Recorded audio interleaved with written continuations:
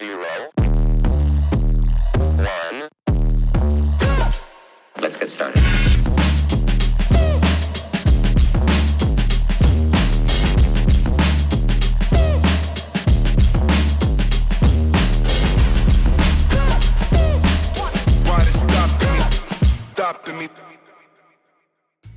Today I'm making ginger snaps for a work party for Christmas. So the ingredients are flour, sugar, brown sugar, Crisco, molasses, salt, baking soda, ginger, cloves, and cinnamon. I believe that's everything. So I mix all of the wet ingredients inside one bowl, and then the other bowl is for the dry ingredients. I got this recipe from my husband's aunt, and it's a really great recipe. The flavor of these cookies is so good, and they're excellent to bring to a Christmas party. I'm going to post the recipe in the description if anyone is interested. I like to store my brown sugar in a Ziploc bag and then suck the air out of it. Does anybody else do this? If you do, comment below. If you do not and you just think I'm weird, also, you may chide me down below. Right there. I like to put in all of those wet ingredients and then cream them together is what the recipe says. And this video is very, very short, considering the amount of time it took me to do this.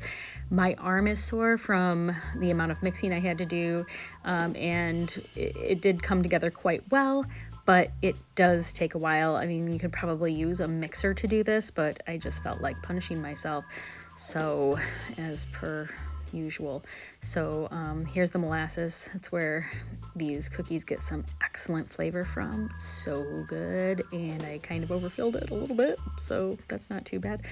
So I like to weigh both bowls, one empty and then one once all of the ingredients are mixed into the other bowl. I will subtract the weight from one to the other and then divide it by the number of cookies I need. That way I come up with the exact number of grams that I need to make each cookie. I know this probably sounds crazy, but all of the cookies end up looking the same size and very uniform, and it's nice, and then you know how many you have, you know how to size them so that you get enough cookies and you don't have as much guesswork. I know it's weird, but that's just me.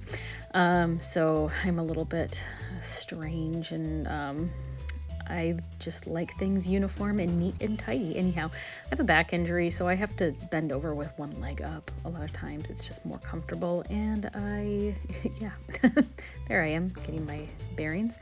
Okay, so now for the dry ingredients here. Oh, I already put in that one, but okay, so there's a salt and baking powder, I think that is, and then, oh wait, no, that was the ground ginger, not the kind you find in the produce section. And then this is the cinnamon, yummy, and ground cloves, not the full cloves, not like the, chunky cloves that you get in the grocery store and you put in a pot and you boil and it makes your house smell and nice, but like the little things. And here we go. I'm allergic to something. I'm allergic to everything all the time, and I get the worst allergies, and it was probably just all of the ingredients just floating up in the air. And scene. Oh, Germac bounce back, beautiful hair. Woofda, right? Boy, oh boy. Let's put that on the internet. Anyhow, okay, so I take some parchment paper and I put it on a baking sheet. And then I get some sugar and I pour it in a bowl. Okay, so that's everything all creamed together, and the dry ingredients. And here I am incorporating them. I just like to do it like a bit at a time so that it gets all incorporated well. And then I do something. This is where I get weird with my measuring stuff. I used to be an accountant, a strong accountant.